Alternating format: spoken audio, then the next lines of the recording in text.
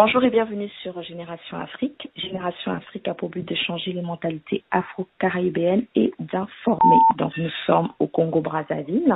Suite à la déclaration du référendum fait par le président Denis Sassou Nguesso, notre invité, c'est le président du CNR, conseiller national républicain, nul autre que M. Ntoumi. Bonjour M. Ntoumi. Bonjour, oui. Comment allez-vous M. Ntoumi? Je vais très bien. D'accord, je vous remercie. Alors donc, Monsieur Ntoumi, déjà, je voudrais vous remercier d'avoir accepté de participer à cette émission. Vous vous doutez donc que la raison pour laquelle nous vous avons invité sur Génération Afrique, c'est de savoir tout simplement quelle est votre position par rapport à la déclaration du président de la République, donc Monsieur Denis Sassou Nguesso, sur le fait qu'il veut mettre un référendum. C'est comme j'avais expliqué dernièrement. Le référendum, c'est pas parce qu'on était dans une situation anormale, c'est-à-dire dans un conflit, et qu'il fallait consulter le peuple. Réellement, c'est l'initiative du peuple. Mais comme lui, c'est dans ces stratégies de conservation de pouvoir qu'il veut amener les gens au référendum. Donc pour moi, je dis que ça, c'est un coup d'État constitutionnel, comme je l'avais expliqué.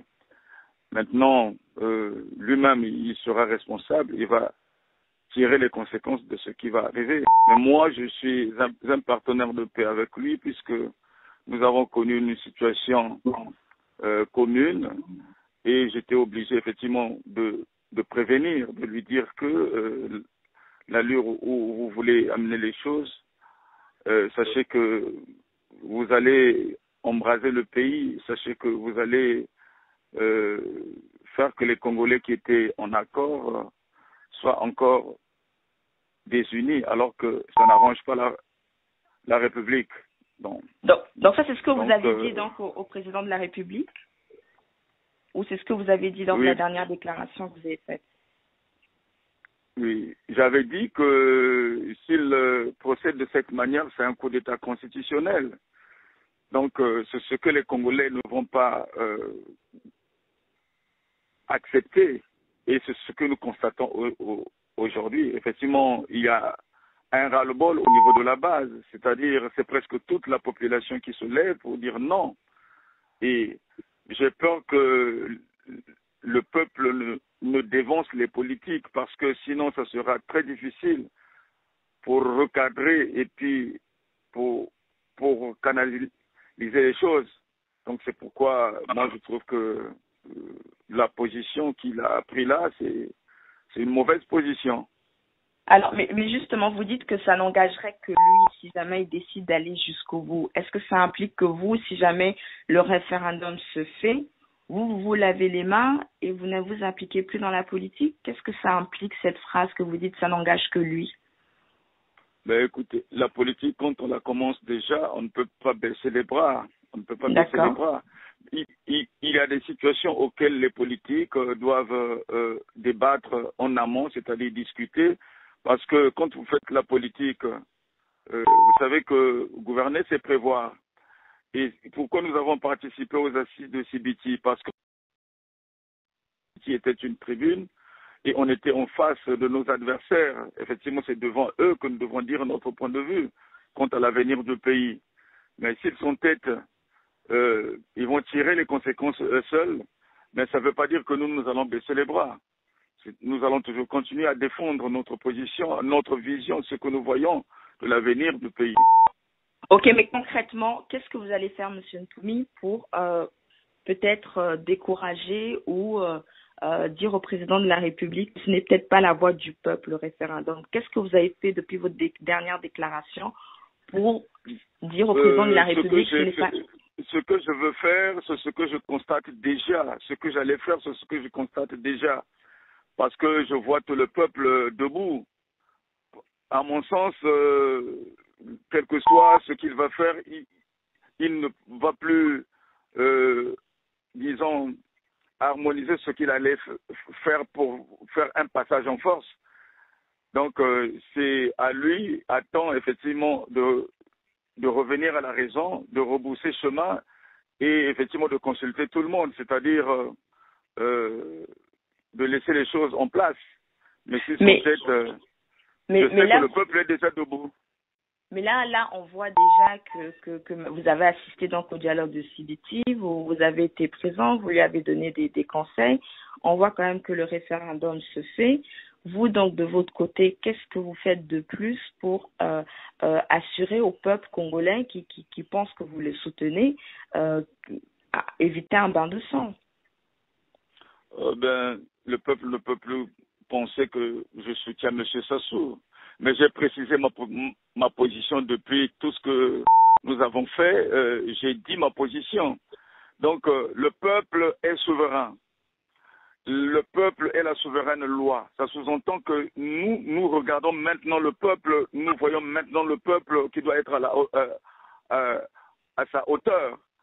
Donc, nous, à la limite, c'est de défendre ce que le peuple, effectivement, va faire. Est-ce que vous défendez le peuple politiques. Est-ce que vous défendez le peuple, M. Ntoumi? Oui. Alors dites-nous, est-ce que vous pouvez confirmer votre absence au meeting donc, du 27 septembre qu'il y a eu avec l'opposition au Congo, notamment le FROCAN? Est-ce que vous avez été présent ou est-ce que le CNR a été présent? Le CNR a été présent par son adhésion. Son adhésion parce que nous privilégions les actions communes. Par exemple, avant d'aller à CBT, on avait fait une déclaration commune, mais puisque nous tous, nous opposons à ce que la Constitution ne soit pas changée. Donc nous sommes en accord avec toutes les forces du pays qui, effectivement, disent non au changement de la Constitution. Donc, que ça se passe à Pointe-Noire, que ça se passe à Dolisie, que ça se passe à Brazzaville, nous sommes en commun accord avec tout cela, effectivement, que nous avons les mêmes positions, que nous défendons que M. Sassou ne doit pas changer la Constitution. Mais M. Ntoumi, vous êtes quand même d'accord que vous êtes déplacé pour CBT et que là, donc, pour le gros meeting où le peuple a été très présent, ou même la communauté internationale l'a remarqué, on remarque que vous n'avez pas été là. Est-ce qu'on peut dire que vous êtes comme à la retraite politique? Est-ce que vous vous reposez? C'est quand même bizarre de voir M. Ntoumi qui était à l'avant à la guerre, qui a défendu le pôle, et puis aujourd'hui, vous dites une phrase et vous êtes, on vous voit pas au front. Écoutez, la situation que j'ai conduite depuis 98, 2000, 2002 n'est pas la même situation. Parce que dans le temps, M. Sassou et son gouvernement s'étaient engagés à combattre le pôle, c'est-à-dire et sa base. Mais ça, c'est une situation nationale. La situation nationale ne concerne pas seulement Ntoumi. Si réellement nous sommes de vrais démocrates, nous devrons aussi effectivement intéresser toutes les forces. Et pour moi, je me dis, je dois aussi voir la détermination aussi de mes confrères pour qu'ils se lancent aussi en avant. Et que quand nous serons à un point où nous verrons que les choses nécessitent une plus grande force, vous savez que ce soit même dans le cadre du sport, il y a des poids légers, il y a des poids lourds. Donc, nous sommes avec le peuple, nous sommes aux côtés du peuple. Donc, que les gens ne s'interrogent pas pour dire que, mais pourquoi il n'a pas été là-bas? J'ai mes raisons pourquoi je n'ai pas été là-bas, parce que c'était en public. D'abord, j'ai une histoire avec ceux-là qui sont au pouvoir, et la majorité de ceux-là qui sont devenus des opposants, ils le sont devenus seulement maintenant, ça veut dire qu'ils m'ont rejoint. Mais moi, j'étais à l'opposition depuis le premier mandat de M. Sassou et jusqu'à son dernier mandat. Donc, c'est pas moi qui va effectivement à l'opposition maintenant, mais c'est ceux-là qui étaient au pouvoir qui nous ont rejoints. Ça sous-entend qu'ils m'ont donné raison. Alors là, le pouvoir compte mettre aussi son meeting en place. Donc, qu'est-ce que vous en pensez du meeting que le PCT va organiser là bientôt? Nous sommes en démocratie. Le PCT est une force politique. S'il a des choses qu'il va dire au niveau de sa base ou au niveau de la population, ce n'est que normal. L'opposition s'est exprimée, eux aussi doivent s'exprimer, mais le peuple est le seul juge. Le peuple est le seul juge. Je dis par exemple, lors du meeting de l'opposition, mais ceux-là qui sont au pouvoir ont fait venir des musiciens qui sont venus de la RDC. C'était en quelque sorte pour boycotter et pour détourner l'attention du peuple pour qu'ils aillent seulement à la fête. Mais le peuple est déterminé. Le peuple a dit que même si vous faites venir des musiciens, mais ce n'est pas l'heure de danser. Nous, ce qui nous préoccupe, c'est notre avenir. C'est l'avenir du pays. Donc, alors, je sais qu'il...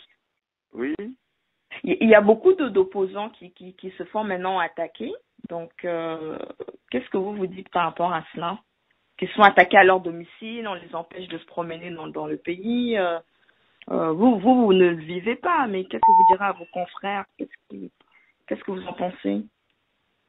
Ben, ça, ce sont des tactiques de ceux-là qui sont au pouvoir.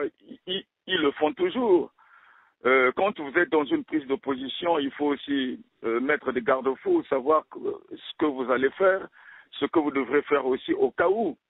Donc, il faudrait que mes frères soient vigilants, qu'ils ne pensent pas que c'est une petite chose à laquelle ils se sont lancés. C'est vraiment une grande situation. Ils doivent être prudents. Alors, mais vous, est-ce que vous êtes attaqué encore aujourd'hui? Oh non, ben, moi je suis là, je travaille et puis je suis impliqué dans la situation politique. Je n'ai jamais été attaqué, je n'ai jamais été agressé parce que je suis prudent. Et je prends toujours mes précautions avant de faire quelque chose. Est-ce que vous dérangez Sassou? Vous pensez que vous dérangez le président Denis Sassou Nguesso? Vous savez que quand on est un adversaire politique, réellement, c'est pas seulement pour déranger, mais vous devrez contribuer pour le pays. Mais puisque il y a des calculs politiciens, parfois ce sont des bonnes choses que vous proposez et surtout quand vous le faites à temps. Mais s'il lui trouve que d'après ce que vous proposez, vous aurez gagné quelque chose de votre côté. Il se dit que non, je ne vais pas faire, mais puisque c'est lui qui a le mandat, ça sous-entend que c'est lui qui va boire son vin. Donc, pour moi, je sais que j'aime mon pays. C'est pas dans le but de déranger les gens, mais ce que je fais, ce que je propose, c'est pour que le pays avance. Parce qu'il y a de ceux-là aussi qui font la politique seulement pour déranger. Et donc, vous contribuez donc pour votre pays? Comment vous contribuez pour le pays? Oui, effectivement, nous sommes une force de proposition. Parce que la politique, c'est aussi apporter des solutions de rechange aux problèmes qui minent le peuple. C'est ça aussi la politique. Donc, certains pensent que vous avez encore des armes. Est-ce que vous avez encore des armes? Vous savez qu'il y a eu beaucoup de gens qui ont eu des armes dans ce monde. Mais est-ce que ces armes-là encore... J'avais dit que... Vous savez que le monde évolue. Il y a des choses qu'on a fait en 98, en 2002. Ce n'est plus de cette manière que nous pouvons encore procéder. Les armes, j'avais déjà autorisé le désarmement. Il y a eu des organismes internationaux qui sont venus sur le terrain ramasser les armes. Nous avons fait la démobilisation. La politique, c'est pas seulement les armes, mais il y a d'autres moyens. Nous avons les moyens humains, par exemple. Très bien. Alors, quelles seraient selon vous les limites? Pardon? Quelles seraient les limites selon vous pour que vous puissiez intervenir? Les limites, c'est pas moi qui dois les fixer. Vous savez qu'aucune situation ne se crée dans le monde qui n'ait été prévue. Moi, je suis croyant, je sais que c'est Dieu qui crée les événements, c'est Dieu qui canalise tout. Et s'il y a eu des choses qui se sont déroulées dans le monde, ça ne pouvait pas se passer sans Dieu. Donc, pour moi, en tant qu'humain, je ne peux pas fixer des limites. À ce que je sache, par exemple, les hommes peuvent se demander où est-ce que nous allons, qu'allons-nous faire, mais ça ne veut pas dire que quelle que soit la situation qui sera devant nous, nous n'allons pas sortir de cette situation. On sortira toujours de la situation. Monsieur Ntoumi, en fait, je pense que ce que tous les Congolais aimeraient savoir, c'est est-ce que si jamais il y a une guerre civile, ils peuvent compter sur vous? Vous savez que on ne peut pas faire une guerre civile sans armes. À ce que je sache, ici au Congo, c'est Sassou qui a les armes. Mais les populations n'ont pas d'armes.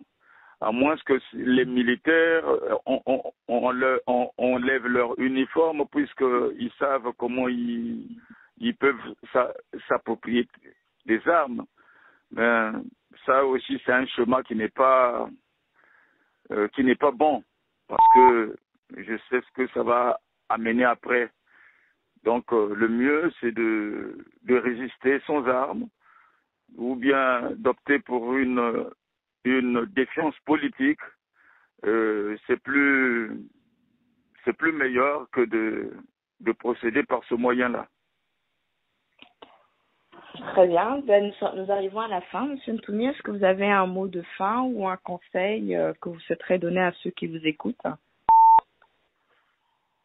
Et, vous savez qu'il y a eu des choses qui ont été faites dans le monde où les gens pensaient que la décision devrait être immédiate, mais par après, même si les hommes ont décidé parce qu'ils étaient plus forts ou bien plus grands que ceux-là qui étaient reprimés, mais ces situations-là sont restées toujours intactes jusqu'à aujourd'hui. Et moi, je pense que ce qu'il faut faire, c'est d'aller sûrement et puis de privilégier à convaincre l'autre, même s'il ne veut pas être convaincu, mais sachez qu'il a une conscience. Ça ne veut pas dire qu'il n'est pas convaincu, même s'il rejette ce que vous lui dites. Donc, mais au-delà de ce que les hommes font, nous devons savoir qu'il y a une autorité qui existe. Donc, l'autorité qui existe au-delà des autorités établies, c'est Dieu. Très bien. Ben, merci Monsieur Ntoumi d'avoir répondu à cet appel pour le conseil que vous avez donné au peuple congolais. Donc peuple congolais, vous avez entendu c'était le président du CNR, conseiller national des Républicains. Donc il appelle pour la paix et aussi encore la paix. Donc c'était Elia Gomez Kinali pour Génération Afrique. Merci et au revoir.